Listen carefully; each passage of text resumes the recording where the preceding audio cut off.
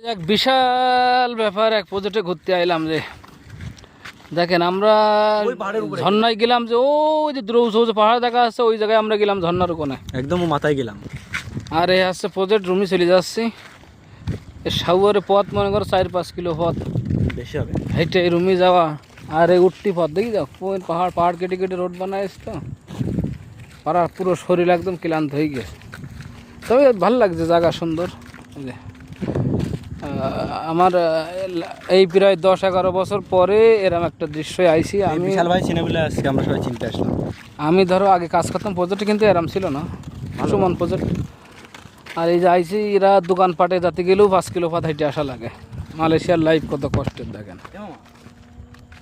দেখ দুপুর থেকে সকাল থেকে খাওয়া দাওয়া নাই, কিছু না। এবার রুমে যাবো, এই ভিডিও করেও। আর এই যে ছাড়া দেখো খাওয়ার জন্যে, আরে আল্লাহ, খানা नहीं मिल रहा है, খানা पानी नहीं मिल रहा है, পানি নেই। দেখো এই ছাড়াটা কী ব্যবস্থা দেখো। যাই হোক ভাই, ভালো থাকেন, রুমে চলে যায়। আর পাহাড়ে ওঠার পার্টগুলো পাবেন, 1 পার্ট 2 পার্ট করে দেওয়া হবে। ভালো থাকেন সবাই।